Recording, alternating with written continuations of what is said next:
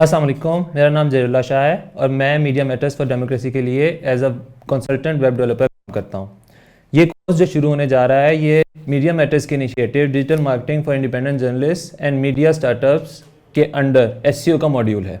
ये लेसन जिस पे हम आज बात करेंगे वो एसईओ के इंट्रोडक्शन के हवाले से है और इसमें हम 4 बुनियादी सवालात पे बात करेंगे। पहला सवाल, सर्च इंजन ऑप्टिमाइजेशन एसईओ क्या है? सर्च इंजन ऑप्टिमाइजेशन हर वो अमल है जिसके थ्रू आप अपनी वेबसाइट या वेब पेज की विजिबिलिटी अनपेड सर्च इंजन के ऊपर बढ़ा सकते हैं। लेकिन ये डेफिनेशन आपको आपके सवालात का जवाब नहीं देता। जो 2 बुनियादी सवालात आपके काम से ताल्लुक़ रखते हैं वो ये हैं कि आप अपनी वेबसाइट या वेब पेज को कैसे ऑप्टिमाइज करेंगे सर्च इंजन के हवाले से, और दूसरा सवाल ये है कि आप अपने वेबसाइट या वेब पेज को कैसे ऑर्गेनिकली मोर विजिबल करेंगे सर्च इंजन्स पे, चाहे वो गूगल हो या फिर बिंग हो या याहू हो या फिर कोई भी और हो। तीसरा सवाल, इतना ज़्यादा फोकस गूगल पे क्यों? इसकी बुनियादी वजह यह है कि ज़्यादातर ट्रैफिक जो भी इंटरनेट के थ्रू आ रही है वो गूगल से आ रही है। Almost 93% of traffic through out the internet Google के या गूगल के सब ब्रांड्स के थ्रू आती है। उसमें यूट्यूब भी शामिल है, गूगल इमेजेस भी शामिल हैं और गूगल बजाते खुद भी शामिल है। और अगर आपकी मोस्टली ट्रैफिक गूगल के थ्रू आ रही है तो आपको फोकस भी सबसे पहले सबसे ज़्यादा गूगल पे ही करना पड़ता है। और अगर आप अपनी वेबसाइट को गूगल के लिए ऑप्टिमाइज़ कर रहे हैं या अपने वेब पेज को गूगल के लिए ऑप्टिमाइज़ कर रहे हैं या अपने यूट्यूब चैनल को गूगल के लिए ऑप्टिमाइज़ कर रहे हैं तो ऑटोमेटिकली आप दूसरे सर्च इंजन के लिए भी ऑप्टिमाइज़ कर रहे हैं, क्योंकि सर्च इंजन की बुनियाद या सबसे बड़ा जो की प्लेयर है इस वक्त सर्च इंजन मार्केट में वो गूगल ही है। चौथा सवाल, गूगल कैसे काम करता है? ये समझने के लिए कि गूगल कैसे काम करता है पहले ये समझना ज़रूरी है कि सर्च इंजन्स कैसे काम करते हैं। Search engines as a whole, जैसे हमने पिछले सेक्शन में भी जो है बात की कि एक लाइब्रेरी क्रिएट करते हैं इंडेक्सिंग के थ्रू सारे वेब पेजेस की, वेबसाइट्स की। सो जब भी आप किसी भी सर्च इंजन पे जाके सर्च बार के अंदर कोई टर्म ऐड करते हैं, सर्च करते हैं, जिसको की फ्रेज कहते हैं, तो सर्च इंजन उसके बेस्ट मैचेस ढूंढता है अपनी लाइब्रेरी के अंदर।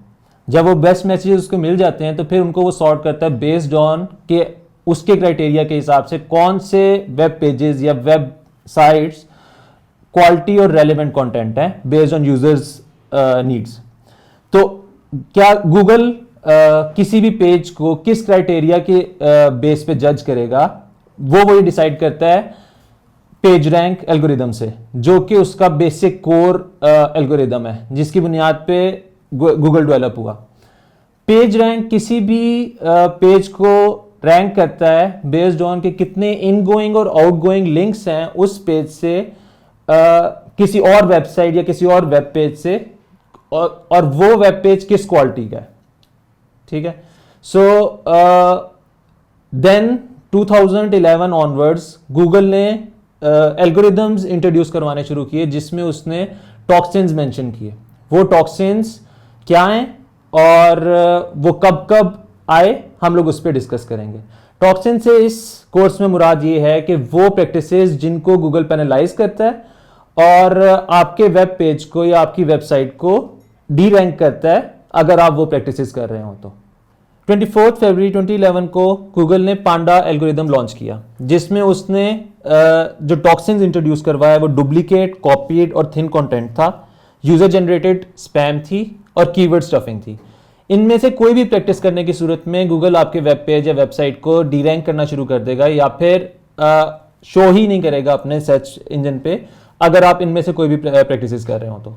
कीवर्ड स्टफिंग से क्या मुराद है? कीवर्ड स्टफिंग से मुराद ये है कि आप किसी भी वेबसाइट पे जितने ज़्यादा ढूंढ सकें या कीवर्ड्स ऐड कर सकें जो भी आपको लगे कि अभी ट्रेंडिंग हो रहा है, और आप जो है वो मल्टीपल कीवर्ड्स अपनी वेबसाइट पे ऐड करना शुरू कर दें। या फिर एक प्रैक्टिस ब्लैक हैट प्रैक्टिस हुआ करती थी कि आप जो है वो वाइट बैकग्राउंड के ऊपर वाइट टेक्स्ट से कीवर्ड्स लिखने शुरू कर देंगे। तो ये सारी प्रैक्टिसेस अगर डिटेक्ट होती हैं गूगल के सर्च इंजन में तो वो आपको पेनलाइज करता है। फिर अप्रैल 24, 2012 में गूगल ने लॉन्च किया पेंगुइन एल्गोरिदम जो स्पैमी और इररेलेवेंट लिंक्स को पेनलाइज करता था, links with over optimised anchor text penalise करता था। Links with over optimised anchor text से मुराद ये है कि ऐसे टेक्स्ट जिनकी बहुत ज़्यादा डिटेल में टाइटल्स लिखे होते थे ताकि आप ज़्यादा से ज़्यादा कीवर्ड्स जो हैं अपने टाइटल टेक्स्ट के अंदर या फिर लिंक के अंदर या स्लग के अंदर ऐड कर सकें। फिर गूगल ने अगस्त 22 2013 को हमिंग बर्ड लॉन्च किया। अगेन उसने मजीद अपने एल्गोरिदम को बेटर किया कीवर्ड स्टफिंग को टारगेट करने के लिए और लो क्वालिटी कंटेंट को टारगेट करने के लिए। फिर मोबाइल एल्गोरिदम लॉन्च किया अप्रैल 21 2015 को, जिसमें गूगल पेनलाइज करता था उन वेबसाइट्स को जिनकी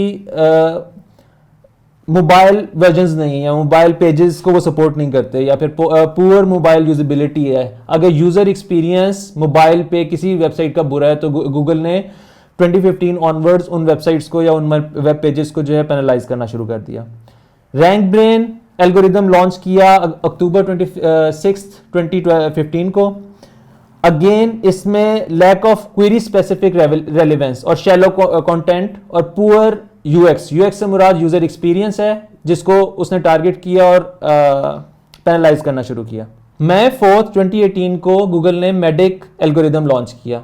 इस एल्गोरिदम में गूगल ने हर ऐसी वेबसाइट को जिसके पास अथॉरिटी नहीं है ऑन YMYL वेबसाइट्स, YMYL से मुराद ये है योर मनी योर लाइफ, ऐसी वेबसाइट्स या ऐसा कंटेंट जो भी आपकी पैसों को या आपकी लाइफ को अफेक्ट करता है, क्योंकि पैसे भी इनडायरेक्टली आपकी लाइफ को अफेक्ट कर रहे होते हैं, उस कंटेंट की पेनलाइजेशन गूगल ने बहुत ज़्यादा बढ़ा दी। अगर आपका कंटेंट किसी की भी लाइफ को या फिर उसके पैसों को अफेक्ट कर रहा है तो आपके ऊपर एक्स्ट्रा नज़र रखी जाएगी।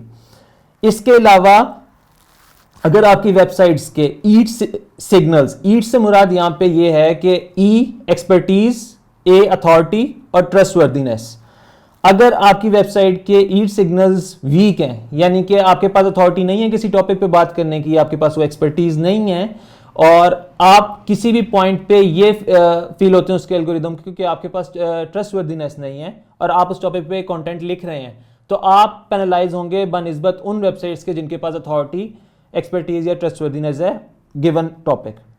फिर अक्टूबर 22 2019 में गूगल ने बर्ट नामी एल्गोरिदम लॉन्च किया, जो poorly written content, lack of focus और लैक ऑफ कॉन्टेक्स्ट को टारगेट करता है। अगर आप ऐसा कोई भी कंटेंट लिख रहे हैं, आर्टिकल लिख रहे हैं जो बहुत वेग है, जिसका कोई फोकस नहीं है, जिसको आप एक जेनेरिक सा टॉपिक ले लेते हैं, तो गूगल आपको पेनलाइज करना शुरू कर देता है।